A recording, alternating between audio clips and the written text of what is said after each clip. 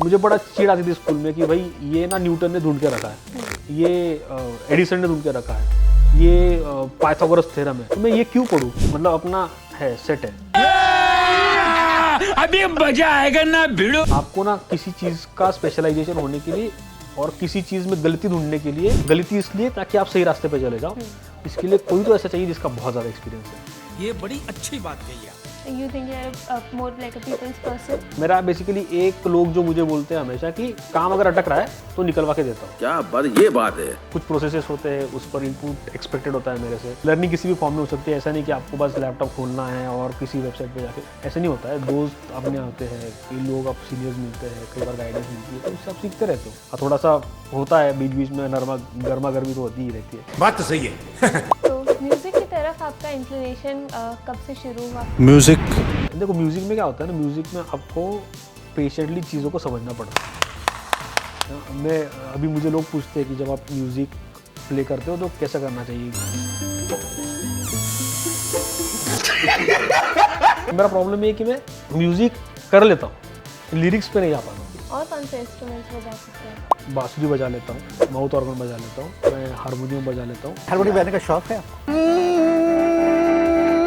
मैं digital music में थोड़ा सा ड्रॉ पे काम कर सकता हूँ। झांझ होती है वो मैं बजा लेता हूँ, अरे वाह। एक तारी बजा लेता हूँ। सर मैंने सुना है कि आप गाना भी बड़ा अच्छा गा सकते हैं। अरे नहीं, गा नहीं पाऊंगा मैं। ये टेबल है सर? नहीं, सच में गा नहीं पाऊंगा मैं। चलो भाई देखो अब मैं क्या करता हूँ। लाइफ प्रेडिक्टेबल नहीं, एडवेंचरस होनी चाहिए।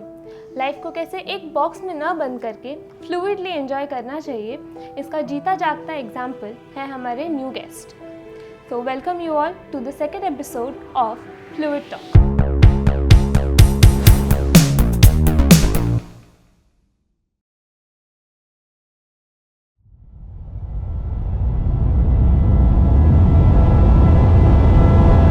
Let's welcome our next guest, engineer by education and musician by heart, Mr. Prasad Bhoi. Welcome sir.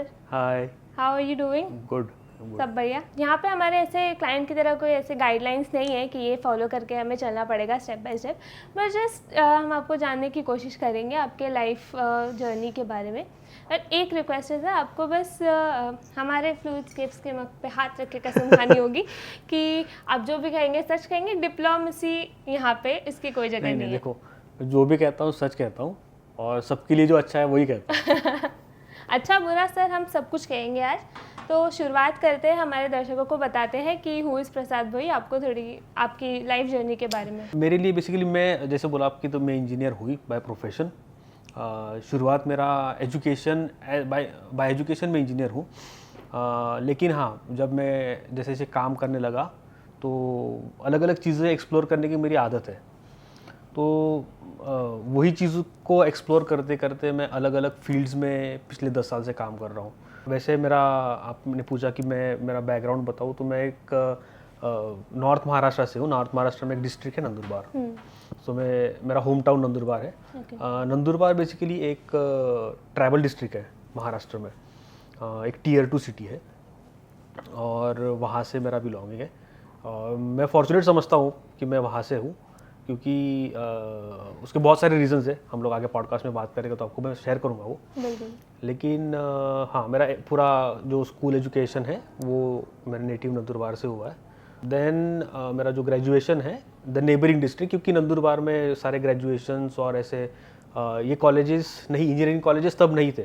सो मैं 2007 में पास आउट हूँ कॉलेज में, और फिर ग्रेजुएशन में जब आया तो मुझे धुले नेबरिंग डिस्ट्रिक्ट में जाना पड़ा पढ़ाई के लिए।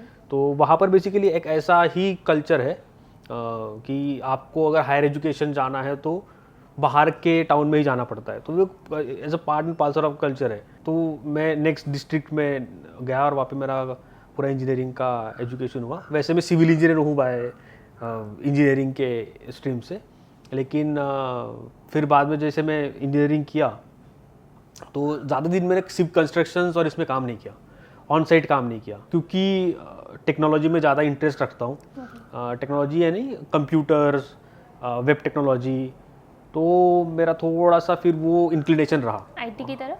आईटी नहीं, टेक्नोलॉजी की तरफ। ओके। आईटी तो है, मतलब आप बोलोगे तो बेसिक टेक्नोलॉजी एक पार्ट है और उसके अंदर सबसेट निकालोगे तो आईटी। तो एक जो ये ओवरऑल, हाँ, तो आईटी वेब ये भी मेरा एक इंटरेस्ट का एरिया है, लेकिन टेक्नोलॉजी इन जनरल। तो फिर मैं दोबारा से जब और अपॉर्चुनिटीज़ ढूंढने लगा तो उस साइड में मेरा इंक्लिनेशन रहा। तो 1-1.5 साल मैंने कंस्ट्रक्शन में काम किया और इमीडिएटली मेरी एक अपॉर्चुनिटी मिली और उस अपॉर्चुनिटी में मैं फिर मुंबई आ गया। तो बेसिकली ये मेरा बैकग्राउंड है। कौन सी अपॉर्चुनिटी?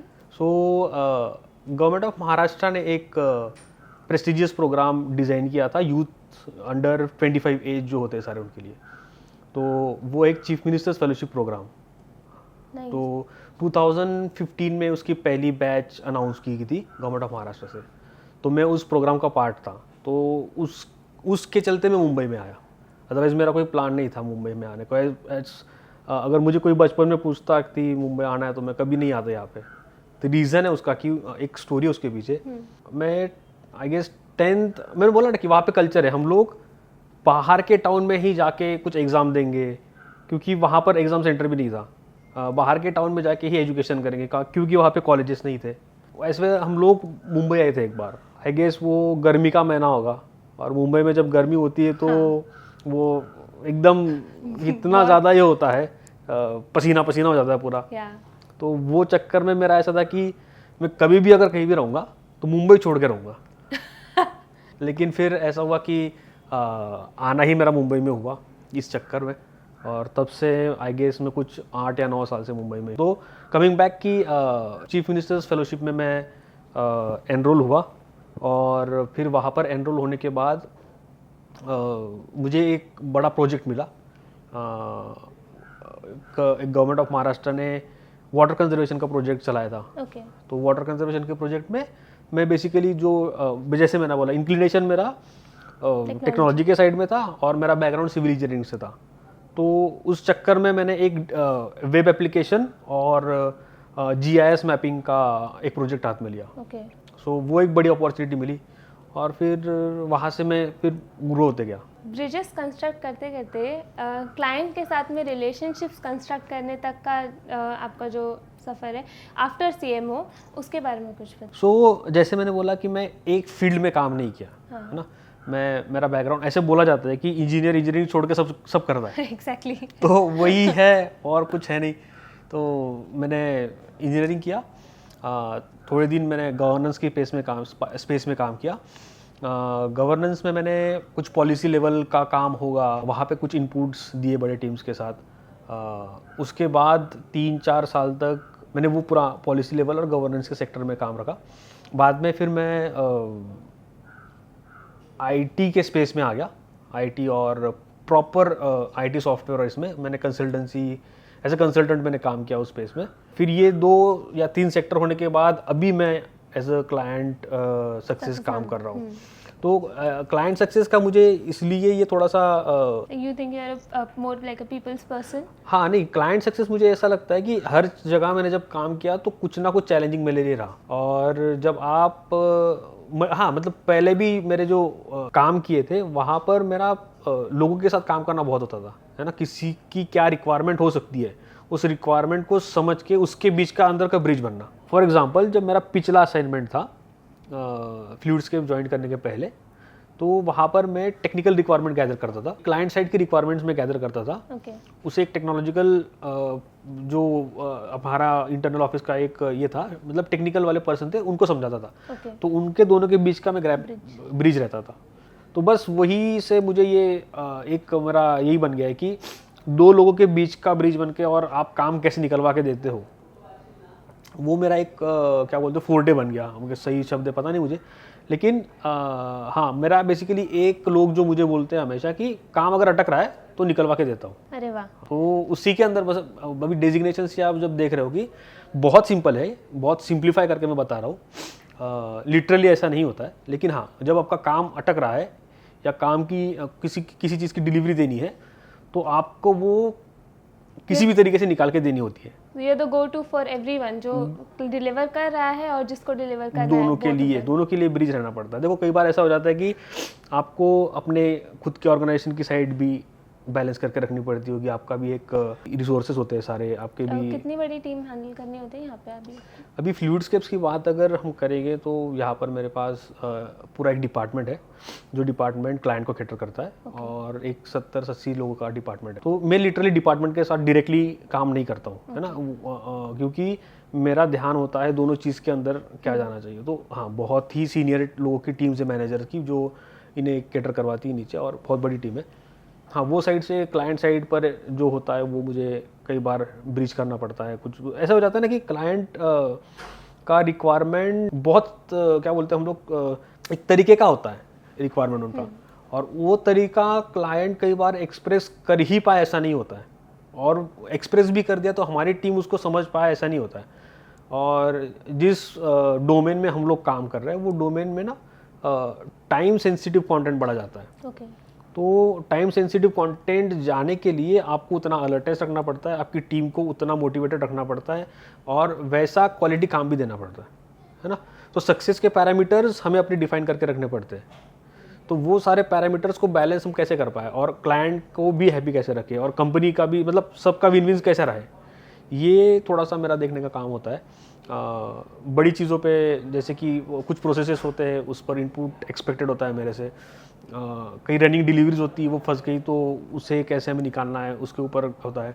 कुछ चीज़ें मॉनिटर करनी होती है, वो हम लोग देखते हैं। कुछ ट्रेंड्स चेक करने रहते हैं हमेशा, तो वो ट्रेंड रिलेवेंट है नहीं रिलेवेंट है उसके बारे में होता है। कई बार छोटी छोटी बातें आ जाती है, किसी एसेट होगा फ्लोर पे, वो ख़राब हो गया, फिर उसकी वजह से मेरी डिलीवरी हैम्पर हो रही है, तो उसके लिए भी सोल्यूशन ढूंढना पड़ता है कि अब ये ख़राब हो गया, इसे हम लोग कैसे। so many things। तो हाँ, सो मेनी थिंग्स। और मुझे लगता है कि उसी से आप ग्रो करते हो, अलग अलग चीज़ें सीख पाते हो। और क्योंकि मेरा यही है कि मैं अलग अलग चीज़ों में थोड़ा सा खुद को बिजी रखता हूँ, तो मज़ा आता है करने में। और प्रोफाइल भी बहुत, अगर आपको इंटरेस्ट है इसे ऐसे प्रोफाइल में काम करने के लिए, तो मुझे लगता है कि फ्लूइडस्केप एक बहुत एक डायनेमिक स्पेस है किसी के भी लिए भी, सिर्फ मेरे लिए नहीं। मैं समझता हूँ कि यहाँ पर मेरे साथ जितने भी लोग काम करते हैं वो तो हर चीज़ को एंजॉय करते हैं इसे। हाँ, थोड़ा सा होता है बीच बीच में गर्मा गर्मी तो होती ही रहती है, लेकिन हाँ, वो part and parcel of work है। कोई डोर के बाहर कोई चीज़ जाती नहीं है हमारी। काफ़ी बिजी लगता है आपका शेड्यूल जॉब वगैरह, तो संडे वनडे को आराम करने को मिलता है या? हाँ, तो ऐसा होता था कि कई बार जब आप रिस्पॉन्सिबिलिटी लेके चलते हो तो आपको रिस्पॉन्सिबिलिटी को समझना पड़ता है ना। ऐसा नहीं हो सकता कि मैं थोड़ा सा काम करूँ फिर सोचूंगा कि देखो, आप खुद का बिजनेस चला रहे हो ना, तो आपको खुद का बिजनेस में हमेशा बिजी रहना पड़ता है। तो खुद की चीज़ होती है, अकाउंटेबिलिटी की बात है। छोटा सा चीज़ ले लो, आप अपने जो भी, मुझे लगता है कि आप भी एक इमेजिन करो कि आपके आजू बाजू का कोई छोटा ठेला वाला भी होगा, वड़ा पाव का ठेला ले लो, पानी पूरी का ठेला ले लो, तो आप देखोगे कि वो बंदा आपको जो समय पे वो दिखता है ना, वो समय पे दिखेगा ही। ऐसी बहुत, और जिस समय आपको नहीं दिखेगा ना, तो आप सोचोगे आज क्यों नहीं आया। और वो बहुत एक वियर्ड सा ये होता है कि अरे आज आप खाओगे नहीं उसके पास से, लेकिन आज वो दिख नहीं रहा है वो लोकेशन पे। और इधर तो वो ना पानीपुरी वाला खड़ा रहता है, आज नहीं दिख रहा है, आप खाओगे नहीं उसके पास, लेकिन वो दिख नहीं रहा है आपको। तो वो बड़ा एक वियर्ड सा एक्सपीरियंस होता है। तो वो भी इतना रिस्पॉन्सिबल होता है कि खुद को हमेशा वहाँ पे दिखना, आप दिख तो जाओ, हमेशा अवेलेबल रहता है वहाँ पे। बस वैसा ही होता है जब आप किसी रिस्पॉन्सिबिलिटी के साथ, अकाउंटेबिलिटी के साथ कोई काम कर रहे हो, तो सैटरडे संडे मंडे हर चीज़ एक चीज़ होती है। और जो एग्जांपल आपने दिया उससे रिलेटेड ये भी है कि अगर कोई इंसान अपना बिजनेस खोल रहा है सुबह सुबह, उसके पहले से ही शुरू हो जाते हैं। सुबह 5 बजे से आके तैयारियां कर रही जा रही है, सब कुछ की जा रही है, तो वो 24/7 कुछ ना कुछ उसके लिए हाँ, करता तो इस बात पे मैं कहूँगा कि सुबह से शुरू नहीं होता है, वो हमेशा शुरू रहता है। हाँ, क्योंकि हम लोग सुबह उठते हैं, हमको लगता है सुबह से शुरू है, लेकिन उसके दिमाग में वो 24/7 शुरू होता है। वैसे ही हमारा केस है। आपको हमेशा देखो, डोमेन ही ऐसा है। डोमेन क्या है, हम बहुत ही ज़्यादा ट्रेंडी डोमेन में काम कर। डिजिटल कम्युनिकेशन एक ऐसा स्पेस है, वो इवॉल्व हो रहा है, और इवॉल्व इतने ज़्यादा स्पेस से हो रहा है। फॉर कल ही मैं एक मोबाइल कांग्रेस का एक इंटरव्यू देख रहा था, ऑनरेबल पीएम और सारे मोबाइल कांग्रेस के लोग थे। तो वहाँ पर जियो के जो अनंत अंबानी है, आई गेस, उन्होंने कमेंट दिया कि हम लोग 2G पे थे 4 साल पहले, और आज आप देखो तो 5G में आप कितने ज़्यादा, मतलब डूब गए सारे लोग। 5G भी कम पड़ता है। तो आप अगर सोचोगे कि हमने 5 साल में इतना कर दिया, डिजिटल स्पेस इतना ज़्यादा ग्रो हो गया, और हम लोग भी पॉडकास्ट कर रहे हैं अभी, है ना, तो इसी का ये सब परिणाम है। तो आने वाले कुछ समय में आज थोड़ा सा इमेजिन करो कि आने वाले 5 साल कैसे होंगे, कितनी स्पेस से हम ग्रो करेंगे। शायद जो टाइम हम लोगों ने 2 से लेकर 5 साल में लगाया, मतलब 2G से लेकर 5G में लगाया, शायद ही मुझे लग रहा है कि हम लोग 6G से लेकर 10G में इतना टाइम लेंगे, बहुत स्पेस पे आगे बढ़ेंगे, है ना। तो जिस स्पेस से आप ग्रो कर रहे हो, जिस स्पेस में आप हो, जिस क्लाइंट के लिए आप हो, वहाँ पर 24/7 भी मुझे कई बार कम लगता है। तो एक तो क्लाइंट डिमांड होती है, आपका क्लाइंट कैसा है, उसकी कामों की कितनी अर्जेंसी है, फिर आप किस सेक्टर में काम कर रहे हो, है ना। मुझे नहीं लगता कि आज की सारे ये जो करियर ऑप्शंस है या फिर जिसमें से हम लोग काम करते हैं, बहुत लिमिटेड ऐसे ऑप्शंस है जहाँ पर आप 10 बजे आओ और 9 बजे जाओ, है ना। आप ऑफिस में नहीं रहोगे, लेकिन आपका दिमाग ऑन चाहिए कि नया क्या आ रहा है।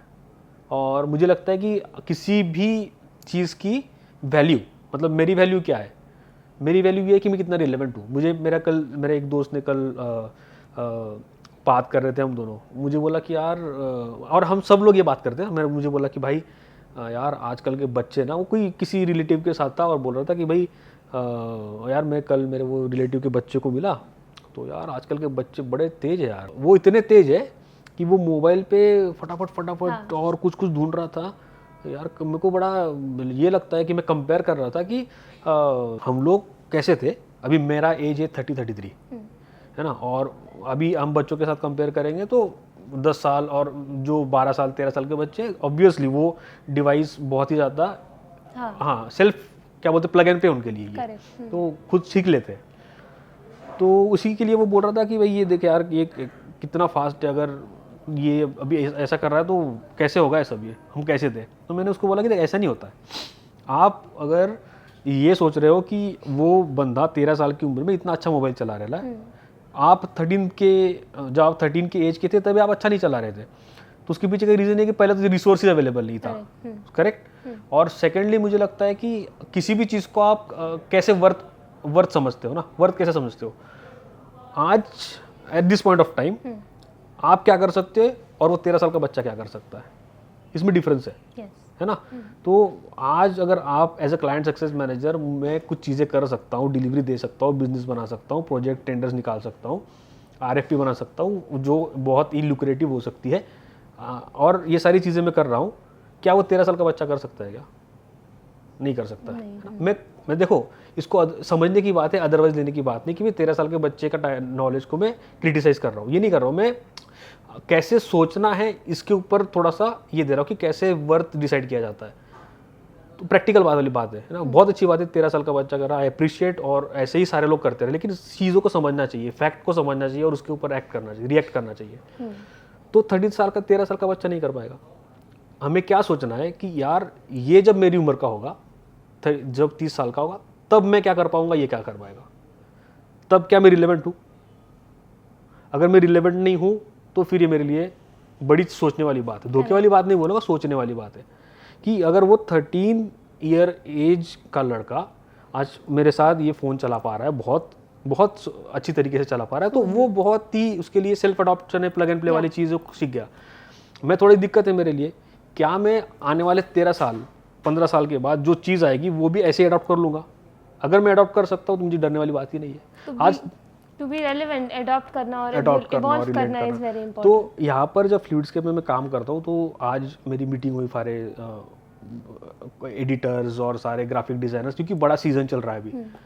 तो मैं हमेशा ये चीज़ बोलता हूँ, देखो कोई भी एक बात बड़ा डिस्कशन में आ रही है कि AI आ गया, AI की वजह से अभी सारे लोग इरिलेवेंट हो जाएंगे, जिससे लोग रिलेवेंट नहीं होंगे। मैं हमेशा बोलता हूँ देखो लोग रिलेवेंट होंगे ही नहीं कभी। आपको किसी भी चीज़ को चलाने के लिए रहना पड़ेगा और बहुत ही शातिर रहना पड़ेगा।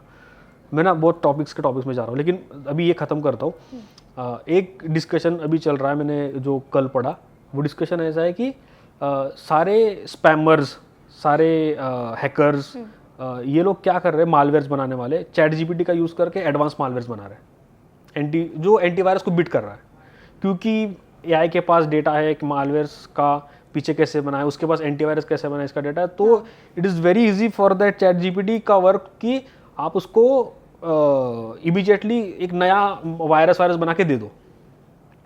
तो वो स्मार्टली यूज़ कर रही है इस चीज़ को। क्या हैकर्स और ये सारे लोग रिलेवेंट हो रहे हैं, वो तो ज़्यादा रिलेवेंट हो गए उसकी वजह से, करेक्ट है ना। लेकिन हाँ ठीक है, इसके ऊपर अभी बहुत सारे डिस्कशन चल रहा है इसके ऊपर और काम है। वैसे ही मैं अपने सारे टीम को समझा रहा कि देखो, है ना, हम लोगों को रिलेवेंट रहना पड़ेगा। रिलेवेंट कैसे रहोगे, तो आपको स्किल एक्वायर करते रहना पड़ेगा। और मैं वही बोलता हूँ कि आज की टाइम की डिमांड है। डिमांड क्या है कि आप हर सही चीज़ को सीखो। रिसोर्सेज तो बहुत अवेलेबल है, लेकिन सही चीज़ पर सीखो। मेरा एक खुद का प्रॉब्लम हो गया था, मैं एक एजुकेशन के बड़े स्पैन के लिए कहीं और पढ़ रहा था दिल्ली में। ओके तो मेरा गड़बड़ ऐसा हो गया उस चीज़ के टाइम की, बहुत तब तो ये बहुत इनिशियल फेज था टेक्नोलॉजी का, कंप्यूटर का, जहाँ पे इंफॉर्मेशन इतने बड़े इसमें आ रही थी बहुत। तब मेरे कॉलेज के टाइम में व्हाट्सएप नाम का फीचर बहुत ही जस्ट ऐसा इंट्रोड्यूस हुआ था जब मैं कॉलेज छोड़ रहा था। तो जैसे मैं स्टडीज़ के लिए और दिल्ली वेली गया, तो मुझे वो एक ऐसा हो गया कि मैं इन्फॉर्मेशन ओवरलोड हो गया, ये भी कर लूँ, वो भी कर लूँ, वो भी कर लूँ, उस चक्कर में मैं फंस गया। सो सही चीज़ को पढ़ना बहुत इंपॉर्टेंट हो जाता है। अभी रिसोर्सेज तो बहुत अवेलेबल है आपके पास, वो ऑनलाइन के बहुत सारे कॉलेजेस है, बहुत सारी वेबसाइट्स है, कोर्सेस है, फ्री में भी बहुत अवेलेबल है। लेकिन ना आपको सही चीज़ पे दाव लगाना पड़ेगा कि सही चीज़, और सही चीज़ कहाँ से मिलती है। मैं बोलता हूँ कि हमेशा आपको लोगों की ज़रूरत पड़ेगी, है ना, लोग आपको चाहिए। सही चीज़ तभी पता चलेगी आपको जब आपके साथ लोग हो। आप सेल्फ ड्राइव नहीं कर सकते ना। मेरा एक बैकग्राउंड है, मैं म्यूज़िक भी करता हूँ। तो म्यूज़िक में ये सिखाया जाता है कि गुरु की ज़रूरत होती है, और बिना गुरु के आप सक्सेसफुल हो ही नहीं पाओगे। तो बिना गुरु के सक्सेसफुल हो नहीं पाओगे, उसके पीछे का राज क्या होता है कि बड़ा वास्ट कैनवास है और आप उसमें बह जाओगे। मतलब आपको पता ही नहीं चलेगा कि क्या सही क्या गलत। आप करते जाओगे, एंड रिजल्ट आपको नहीं मिलेगा जो चाहिए। तो एक मॉड्यूल होता है हमेशा, उस मॉड्यूल से ही जाना पड़ता है। मुझे बड़ा चिढ़ आती थी स्कूल में कि भाई ये ना न्यूटन ने ढूंढ के रखा है, ये एडिसन ने ढूंढ के रखा है, ये पाइथागोरस थ्योरम है, तो मैं ये क्यों पढूं, मतलब क्यों ये सब क्यों सिखा रहे हो मुझे। तो बाद में मुझे पता चला कि किसी ने तो ये एक्सपेरिमेंट किया है। एक्सपेरिमेंट करने में हज़ारों साल लग गए। एक थॉट उसके पीछे का, और भी हो सकते हैं बड़े, लेकिन मेरा एक थॉट जो उसके पीछे का है, तो हज़ारों साल लग गए उस चीज़ को ढूंढने में कि every action is equal and opposite reaction. हाँ, अभी भाई ने लिख के रखा है, बड़े रिस्पेक्ट के साथ बोल रहा हूँ कि every action is equal and opposite reaction. अभी मुझे इसलिए पढ़ना है क्योंकि ये हमारे यूनिवर्स का लॉ है कि every action is equal and opposite reaction. तो आपको इसलिए पढ़ना है क्योंकि आपको एक स्ट्रीम मिल गई, एक थ्योरी मिल गई कि अभी आपको हर बार एक्सपेरिमेंट नहीं करना है every action is equal and opposite reaction, आपको वो एक थ्योरी मिल गई। तो इससे आपको स्ट्रक्चर मिल गया कि 3 ही थ्योरम्स है, 3 ही लॉज है। आपको हमेशा पता है कि every action is equal and opposite reaction, ये पता है, तो स्ट्रक्चर मिल गया आपको। तो एक गुरु की जो ये बोलता हूँ ना, म्यूजिक में बोला जाता है कि गुरु इसलिए चाहिए होता है कि वास्ट कैनवास से बहुत चीज़ें हैं। आपको ना किसी चीज़ का स्पेशलाइजेशन होने के लिए और किसी चीज़ में गलती ढूंढने के लिए, गलती इसलिए ताकि आप सही रास्ते पे चले जाओ, इसके लिए कोई तो ऐसा चाहिए जिसका बहुत ज़्यादा एक्सपीरियंस है। आपके लाइफ में ऐसा गुरु के जैसा फिगर है? मेरे पास बहुत, मैं ऐसा समझता हूँ कि मैं हर आदमी के पास से कुछ ना कुछ तो सीखता हूँ। वो मुझे लगता है कि हमेशा सीखते रहता हूँ। ऐसा नहीं कि किसी एक गुरु के पास ये है। हाँ, लेकिन हाँ, फॉर्मल एजुकेशन में मेरे आज भी सारे जो जिन टीचर लोगों ने और मेरे की रोल प्ले किया, वो सारे कनेक्ट में हैं आज भी। स्कूल से हो, कॉलेज से हो, हॉस्टल से हो, पिछले ऑफिसेज से हो, तो सारे लोगों के साथ में कनेक्टेड हूँ। हर एक के साथ से कोई ना कोई हर चीज़ आपको सीखने को मिलती है। ऐसा नहीं कि बड़ा छोटा ऐसा कुछ हो, हर एक से सीखते रहता हूँ मैं। ऐसा मुझे मेरे एक बड़ा कॉमेडी किस्सा है, कॉमेडी होगा या पता नहीं, मतलब मुझे एक चीज़ हमेशा याद रहेगी ना। मेरा एक प्रोफेसर थे और मुझे बड़ा वो आज भी समझ में आता है, सेकेंड ईयर इंजीनियरिंग में होगा, और उन्होंने ऐसी बात बोल दी कि भाई मैं ऐसा हूँ कि मैं ना ज़्यादा, मतलब अपना है सेट है, ऐसा हूँ मैं कि मुझे समझ में आ गया। लेकिन उन्होंने मुझे समझाया, देख तेरे को नहीं सुनना है ना मेरा, मत सुन। अच्छा। मत सुन ले, नहीं सॉरी, ऐसा बोला कि तुझे नहीं करना है ना, मैं बोल रहा हूँ ऐसा मत कर, सेट है। लेकिन एक नियम बताता हूँ, चल, अगर तेरे को दोस्ती बनानी होगी किसी से, सिर्फ सुनना, इसका भी सुन ले, उसका भी सुन ले, इसका भी सुन ले, और करना खुद का। सुनो सबकी, करो अपने मन की। तो ये जो उन्होंने मुझे बोला ना कि हाँ भाई, तो मैं तब से करता हूँ। करना तो अपना ही है, सुन लेते हैं क्या बोलना है इनको, अगर कुछ अच्छा रहा तो हमारे जिसमें स्ट्रैटेजी में मॉडिफाई कर देंगे। और मुझे वो रतन टाटा जी का डायलॉग बड़ा अच्छा लगता है कि वो बोलते हैं कि मैं सही डायरेक्शन के पीछे नहीं भागता। मैं गलत कोट किया होगा कहीं पर, लेकिन मैंने ये इंस्टाग्राम पे पढ़ा है। दैट कि हम डिसीजन जो लेते हैं, हम सही डिसीजन नहीं लेते, हम डिसीजन लेते हैं फिर उसको सही बनाते हैं। तो ये चीज़ मुझे बड़ी पसंद आती है और मुझे लगता है कि ये भी मेरा एक्सपीरियंस रहा है। मैं कोई इतना बड़ा आदमी नहीं हूँ, लेकिन हाँ मेरा भी एक्सपीरियंस रहा है कि अगर आप खुद डिसीजन ले रहे हो तो वो ताकत आप रखते हो किसी पूरा करने की। कि अगर मैंने डिसीजन ले लिया मुझे ये चीज़ करनी है और मैं डिसीजन इसी चीज़ का लेता हूँ जो मैं कर पाता हूँ और मुझे लगता है कि मैं इसे गेज कर पाऊँ, कर दूँ, तो मैं जब डिसीजन लेता हूँ तो ये ताकत रखता हूँ कि इसको निकाल लूँ, कर दूँगा। तो वो बात चीज़ मुझे बड़ी पसंद आती है। तो ऐसा बड़ा वास्ट कैनवास है और मुझे लगता है कि वो coming back to the topic कि करंट सिनारियो में ऐसा है कि एआई और ये सब बन रहा है। तो मेरी टीम को भी मैं यही बोलता हूँ कि आपको रिलेवेंट रहने के लिए चीज़ें पढ़नी पड़ेगी, चीज़ें सीखनी पड़ेगी। एआई आपको रिप्लेस कभी नहीं करेगा। मैंने कहीं पढ़ा था AI should be an enabler instead of like replacing you.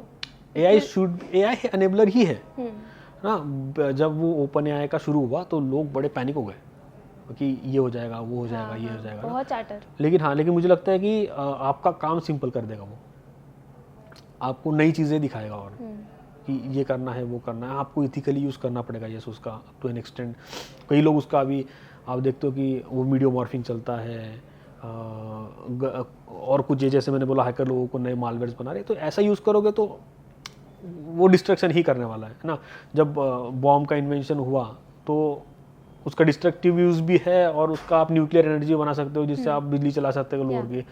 तो दोनों साइड पे दोनों यूजेस है। तो ऐसे मुझे लगता है कि कोई किसी को रिप्लेस नहीं करेगा। हर एक चीज़ बनी हुई है, आप खुद उसको अडॉप्ट करोगे तो ग्रो करोगे। वैसे ही मेरा ही है कि मैं चीज़ सीखते गया और जैसे जैसे चीज़ें सीखते गया वैसे वैसे करते गया। और जैसे मैं अभी क्लाइंट सक्सेस बना यहाँ पे और दोनों के बीच में जैसे आपने बोला ब्रिज बनने की बात आई, तो बस वही से मैं आया कि चीज़ें सीखते गया कंटिन्यूस जो लर्निंग है। लर्निंग किसी भी फॉर्म में हो सकती है। ऐसा नहीं कि आपको बस लैपटॉप खोलना है और किसी वेबसाइट पे जाके, ऐसा नहीं होता है। दोस्त अपने होते हैं, कई लोग आप सीनियर्स मिलते हैं, कई बार गाइडेंस मिलती है, तो उससे आप सीखते रहते हो। तो वैसे ही मैं सीखते गया। वैसे मैंने बोला कि मेरा फॉर्मल एजुकेशन ग्रेजुएशन है वो तो इंजीनियरिंग है, लेकिन जो है मेरा अभी फ़िलहाल जो रोल मैं प्ले कर रहा हूँ वो एक क्लाइंट सक्सेस, जहाँ पे मैं क्लाइंट को सही डिलीवरी दे पाऊँ, जो डिलीवरी मेरे ऑर्गेनाइजेशन के लिए बेनिफिशियल हो, जो मेरे लिए प्रॉफिट बना के दे दे।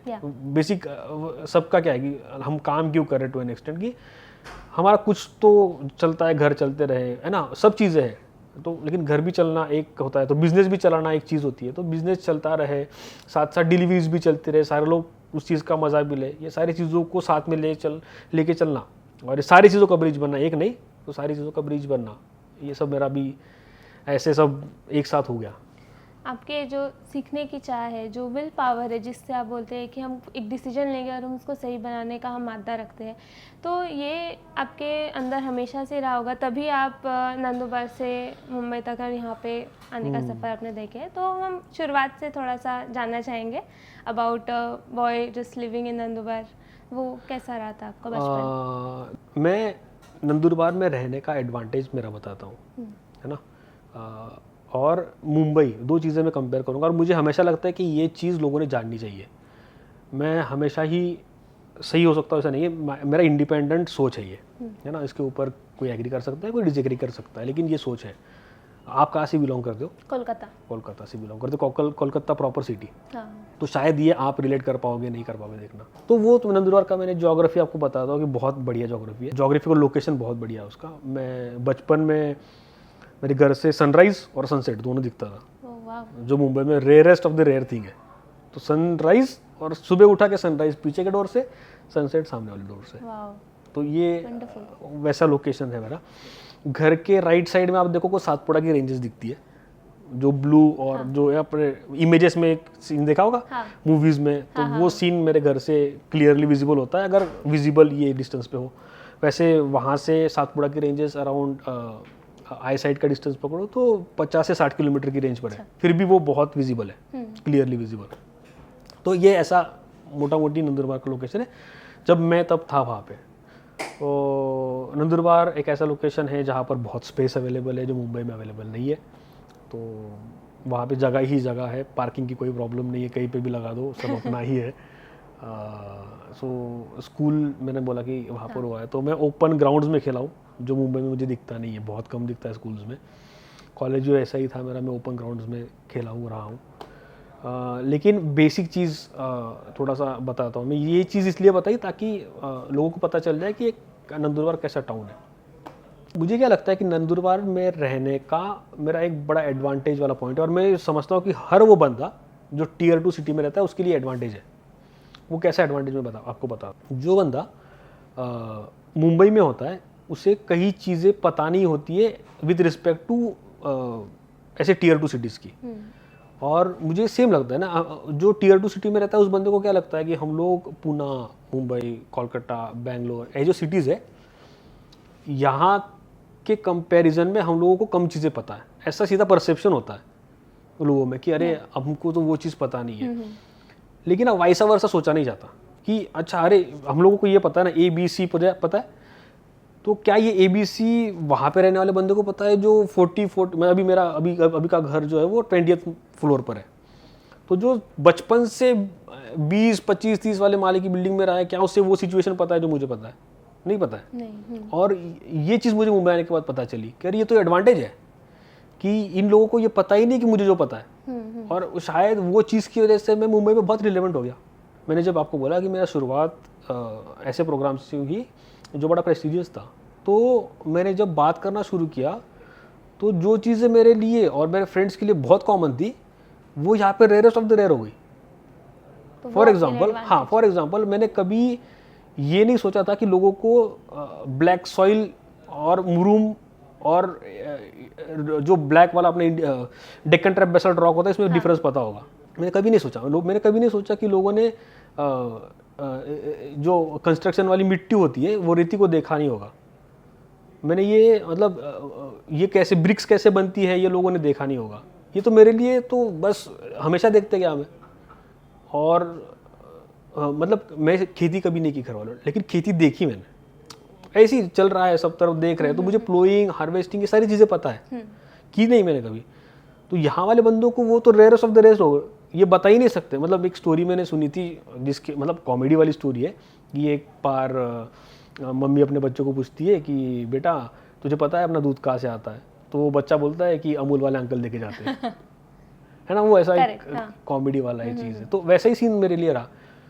तो ये मेरे लिए कोई स्पेशल एफर्ट्स नहीं था यहाँ पे आके कुछ करने के लिए, क्योंकि मुझे ये चीज़ ना मेरे अंदर ही थी। करेक्ट। मुझे पता था कि सॉइल का बिहेवियर क्या होता है, क्योंकि मैं सॉइल में खेला ही हूँ। मुझे साइंटिफिक नहीं पता होगा, लेकिन मैं ये बता सकता था कि अच्छा बारिश गिरेगी तो ये बंद हो जाएगा। हाँ। तो ये नहीं कर पाएंगे हम लोग। समर आएगा तो वो चीज़ होगी, ये नहीं हो पाएगी। तो ये चीज़ें मेरे दिमाग में थी, तो मैं बहुत इजीली उसे ये करता था। और मुझे लगा कि जैसे मेरा टीम था और आज भी मैं रोल प्ले करता हूँ, वो लगता है कि हम लोग उसके अंदर बराबर फिट हो जाते हैं। अगर 4 लोग ऐसे आ गए ना अलग अलग इससे, तो फिट हो जाते हैं। तो जो वो एक म्हणतो ना ग्रामीण भागातल्या मुलाला जे माहीत असतं, मी काय ग्रामीण नव्हतो अगदीच, पण जो एक रूरल वाले बंदे को पता होता है वो चीज़ सिटी वाले बच्चों को नहीं पता होता है। सिटी वाले को जो मतलब चीज़ें होती है वो रूरल वाले को नहीं होती है। ऐसा ये फैक्ट मुझे इधर पता चला कि अरे मुझे मिट्टी पता है, मुझे ये पता है, मुझे वहाँ पे सारा बादल बारिश कैसे होती है पता है, मुझे पता है कि ये डायरेक्शन का विंड कैसे फ्लो होता है ये साल में, कि मुझे पता है कि हमारे 6 महीने तक विंड आगे से पीछे, मतलब जो साउथ वेस्ट मानसून वाला विंड है वो डायरेक्शन होता है, और आने वाले 6 महीने अलग डायरेक्शन से विंड होता है। तो ये मैं फील किया वहाँ पे, ऐसा कोई अलग से बताने की चीज़ ही नहीं है। तो बहुत सारी चीज़ें ऐसी होगी जो मैं बता नहीं पाऊंगा, लेकिन ये डिफरेंस मुझे पता चला कि अरे ये तो एडवांटेज इन लोगों के लिए कि इतने सारी चीज़ों का नॉलेज इनको है, पता क्या नहीं है, ये चीज़ों को उन्हें कैसे क्या बोलते हैं हम लोग उसे, कैसे बेचना ये नहीं पता होता। मुझे ये पता है लेकिन ये कॉन्फिडेंस नहीं होता, या फिर उन्होंने देखा नहीं होता इसे कैसे बेचना है। अगर वो लोग ये देख ले कि इसको कैसे बेचना है, तो मुझे लगता है कि ये जो सारे टॉप 3 टॉप 4 टियर जो कुछ हम लोग बोलते हैं ना, वो उनको तो सपाचड़ कर देंगे अगर उनको पता चल गया कि कैसे। देखो ना, आप बहुत सारे स्टार्टअप्स वगैरह देखते हो जो बहुत ऐसे काम करती है जो इम्पॉसिबल होती है, वो ऐसे ही टियर 2 और सिटी से निकलती है। तो ये जो मुझे डिफरेंस पता चला कि अरे भाई ऐसे भी होता है कि हम लोगों को ट्रैवल करने के लिए कई बार अलग अलग मोड से जाना पड़ता है। ट्रैवल करने के लिए 3 घंटा नहीं, हमको 5 मिनट में ही ट्रैवल टाइम खत्म हो सकता है, जो मुंबई का सीन नहीं है। तो ये जो डिफरेंस मुझे बेसिकली नंदुरबार में रहने का एडवांटेज अभी भी है। तो आज भी अगर मैं किसी चीज़ को बोलता हूँ तो मेरे लिए वो सेलिंग पॉइंट हो जाता है कि अरे यूएसपी मेरे ये चीज़ पता है, मुझे आपको शायद ये चीज़ नहीं पता होगी, तो मेरा ये डिस्कशन का मोड भी हो जाता है कई बार कि ये चीज़ वहाँ पे होती है, आपके यहाँ पे ये चीज़ नहीं होती है। सो ऐसा मुझे कंपेरेटिवली लगता है नंदुरबार से रहने का एडवांटेजेस। हाँ, मुंबई तो बेसिकली कोई भी बड़ा टाउन रिसोर्सेज से रीच होता है। आज मुझे अगर पूछो तो यहाँ पे ऑपरेट करना सिंपल हो जाता है ना। अभी ये जो हम लोग काम कर रहे हैं, क्या ये मैं वहाँ पे चला सकता हूँ क्या? आज चला सकता हूँ, टू एन एक्सटेंट चला सकता हूँ, लेकिन इतने ज़्यादा वॉल्यूम में नहीं चला सकता हूँ। रिसोर्सेज का क्रंच है, रिसोर्स इन द पॉइंट। आज तो थोड़ा इंटरनेट की वजह से लिबरलाइज भी हो गया है, लेकिन हाँ बहुत से रिसोर्सेज जो इजीली अवेलेबल है मुंबई में एक सेटअप को रन करने के लिए, वो वहाँ पे चलाना आज भी थोड़ा सा डिफिकल्ट है। तो ये थोड़ा सा ऐसा नंदुरबार का मुझे ये है कि आपने मुझे पूछा कि वहाँ का लाइफ कैसा था आपको बचपन का, लेकिन मुझे जो बेसिकली मिला है वो ऐसा है। Very nice. सीएमओ ऑफिस का आपका एक्सपीरियंस कैसा रहा? वहाँ मैंने सुना आपने वाटर प्रोजेक्ट्स के ऊपर काम किया, कई सारे प्रोजेक्ट्स के ऊपर काम किया रहेगा, तो वहाँ पे आपका एक्सपीरियंस कैसा था? किसी लोगों के संग में आपको काम करने का मौका मिला? कितनी लाइफ्स को अफेक्ट करने का आपको मौका मिला? वहाँ पर मैं जो असाइनमेंट किया, आपको एक असाइनमेंट के बारे में बोल सकता हूँ। हालांकि सब पब्लिक वर्क ही था, लेकिन हाँ जो डिटेल में बता सकता हूँ, जो मेरा 11 महीने का टेन्योर था, उस टेन्योर में मैंने वाटर कंजर्वेशन के प्रोजेक्ट पे काम किया। बड़ी popular scheme government of Maharashtra की थी, जलयुक्त शिवार नाम की। तो मैं वहाँ पर एक सेम फेलोशिप प्रोग्राम था, वहाँ से एंट्री हुई जैसे मैंने पहले बोला। और उस प्रोग्राम में क्योंकि मेरा इंक्लिनेशन टेक साइड पे था, तो मुझे ऐसा ही प्रोजेक्ट दिया गया जो सिविल इंजीनियरिंग और टेक के बीच का ब्रिज बन जाए, है ना, पहले से। तो वो बेसिकली प्रोजेक्ट ऐसा था कि मुझे एक सॉफ्टवेयर सिस्टम पे काम करना था, एप्लीकेशन सिस्टम पे काम करना था, जो एक बड़ी टीम थी। और वहाँ पर उस सॉफ्टवेयर का काम था कि वो जो काम चल रहा है उसका स्टेटस कैसा होगा, और बहुत सारी चीज़ें थी, तो वो मॉनिटर करना था उससे। और उसके अंदर एक बहुत बढ़िया कंपोनेंट था जो एक हमारी महाराष्ट्र रिमोट सेंसिंग सेंटर है, जो सैटेलाइट और ये सारी इमेजरीज पे ध्यान रखता है। तो उनकी मदद से उस वेब एप्लीकेशन में जो ऑन फील्ड ग्राउंड पे काम चल रहा है उसका स्टेटस मॉनिटर करने का काम चल रहा था। तो वो काम मैंने वहाँ पर करने का मौका मिला, क्योंकि और बहुत बड़ा प्रोजेक्ट भी था वो, बड़ा न्यूज़ में चलता था, बड़ा पॉपुलर हो गया था लोगों के बीच में। तो वो एक मेरा एक्सपीरियंस वहाँ पे रहा। साथ ही में फिर मैं तब वो टाइम पे हाँ मुझे याद है कि मैं पानी फाउंडेशन आमिर खान का है, तो वो भी क्योंकि साथ में काम कर रहे थे और मैं यहाँ पर था, तो उनके टीम के साथ भी मैंने कई एलिमेंट्स पे काम किया। तब एक बहुत पॉपुलर व्यक्ति था राजेंद्र सिंह नाम का, वो जिसे वाटरमैन के नाम से वो पॉपुलर है, तो उनके साथ मैंने काम किया। तब बहुत लोगों के साथ काम किया, डिपार्टमेंट के बड़े बड़े ऑफिसर्स के साथ मैंने वो टाइम में मैंने काम करने की अपॉर्चुनिटी ली। जो डिपार्टमेंट सेक्रेटरीज होते हैं, कई एक्सपर्ट्स इस फील्ड के, उनके साथ मैं रहा। तो बड़ा वो कैनवास बहुत बड़ा था, तो जितना मैं यहाँ पे शेयर कर पाता हूँ वो बहुत अच्छा लगा से सुन के। आपकी जर्नी इज़ वेरी इंस्पायरिंग।